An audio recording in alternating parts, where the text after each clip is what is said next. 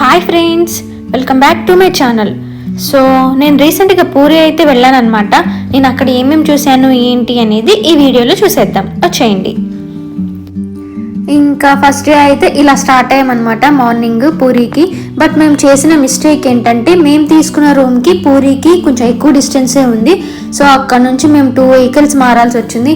First bus ఎక్కేసి మళ్ళీ bus స్టాండ్లో దిగేసి అక్కడ నుంచి ఆటో ఎక్కేసి పూరికి అయితే రీచ్ అయ్యామన్నమాట. సో మీరు చూస్తున్నది అదే అన్నమాట, పూరి దగ్గరలో ఉన్నాము, ఆల్మోస్ట్ వచ్చేసాము.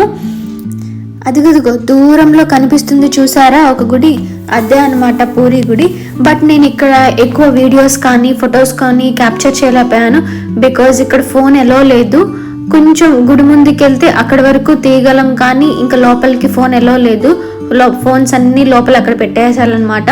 ఇంకా చేసేదేమీ లేక బయటకు వచ్చి దూరంగా ఒక ఫోటో అయితే దిగాను. అండ్ ఇంక ఇక్కడ నుంచి మేము సన్ టెంపుల్ కోనార్క్ అయితే బయలుదేరిపోయాము బస్లో.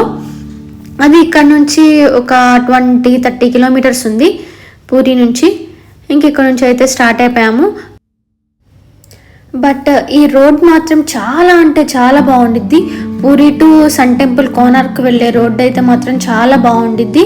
ఒకవైపు మొత్తం బీచ్ అనమాట.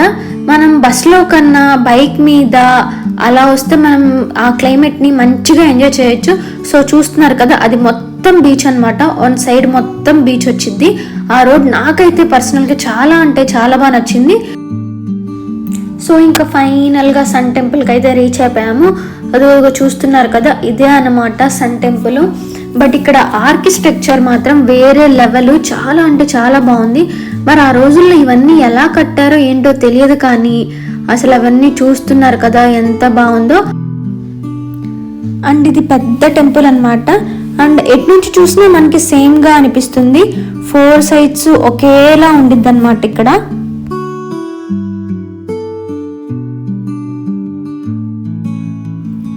పెద్ద పెద్ద రాళ్లతో కన్స్ట్రక్ట్ చేసిందనమాట ఇది. మరి ఆ రోజుల్లో అవన్నీ ఎలా పైకి లిఫ్ట్ చేయగలిగారో ఎలా కట్టారో తెలియదు కానీ అమేజింగ్ అనమాట. అండ్ మీరు ఈ చక్రం కనుక చూస్తే మీకు ఒకటి గుర్తుకు రావాలి. అదేంటంటే ఇదిగో చూస్తున్నారు కదా, మనకి 10 రూపీస్ నోట్ మీద ఆ చక్రం ఉంటుంది, అది ఇదే అన్నమాట. అండ్ దీనికి సింబల్ గానే మనకి 10 రూపీస్ నోట్ మీద వేశారు. అండ్ ఇలాంటివి అక్కడ గుడి చుట్టూ 24 చక్రాలు ఉంటాయి. అండ్ మీరే చూస్తున్నారు కదా లోపల ఆర్కిటెక్చర్ ఎంత బాగుందో. అండ్ ఇక్కడ ఒక్కొక్క శిల్పానికి ఒక్కొక్క అర్థం ఉంటుందంట. అండ్ ఇది చాలా పెద్దది. మాకు విజిట్ చేయడానికి దాదాపుగా 3 అవర్స్ అలా పట్టింది. ఆల్మోస్ట్ ఈవినింగ్ వరకు మేము ఇక్కడే స్టే చేసాము. అండ్ మేము వెళ్ళిన రోజు కూడా క్రౌడ్ అయితే చాలానే ఉంది. అక్కడ ఏంటంటే స్కూల్ పిల్లల్ని కూడా వాళ్ళని ఇక్కడికి తీసుకొచ్చి వీటి గురించి ఎక్స్ప్లెయిన్ చేసి అలా చాలా చక్కగా చెప్తున్నారు.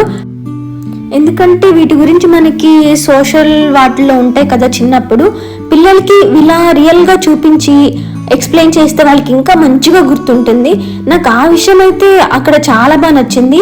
పిల్లలందరినీ తెచ్చి అక్కడికి వాళ్ళకి ఇదంతా చూయించి దాని గురించి ఎక్స్ప్లెయిన్ చేయడం అనేది నాకు చాలా బాగా నచ్చింది పర్సనల్గా. ఇంకా ఇది ఈవినింగ్ 7 వరకే ఉంటుందన్నమాట. ఆఫ్టర్ 7 తర్వాత దీన్ని క్లోజ్ చేస్తారు. అండ్ మనం లోపలికి వెళ్ళడానికి మనకి ఎంట్రీ టికెట్ కూడా ఉంటుంది. ఎంట్రీ టికెట్ తీసుకొని మనం లోపలికి అయితే వెళ్ళాలి. నేనైతే లోపలికి వెళ్ళాక చాలా ఎక్సైట్మెంట్గా ఫీల్ అయ్యాను అనమాట. బికాజ్ నేను సన్ టెంపుల్ కోనార్క్ దీని గురించి నేను చిన్నప్పుడు బుక్స్లో చదువుకున్నాను. అండ్ బుక్స్లో చదువుకున్న దాన్ని రియల్గా చూస్తానని నేను ఎప్పుడు ఎక్స్పెక్ట్ చేయలేదు. అలాంటిది నేను రియల్గా చూసేసరికి నేను చాలా ఎక్సైట్మెంట్గా ఫీల్ అయ్యాను. అండ్ 1 డేలో మేము ఈ 2 చూడగలిగాము, బికాజ్ కొంచెం ఎక్కువ డిస్టెన్స్ ఉండడం వల్ల. ఒడిశాలో ఫస్ట్ డే మాకు ఇలా అయితే కంప్లీట్ అయిపోయింది అనమాట. అండ్ మీరు ఎవరైనా పూరి వెళ్ళుంటే మీ ఎక్స్పీరియన్స్ ఏంటో నాకు తప్పకుండా కామెంట్ చేయండి. అండ్ ఇలాంటి మోర్ అప్డేట్స్ కోసం మన ఛానల్ని తప్పకుండా ఫాలో అవ్వండి. See you in the next vlog. Bye bye.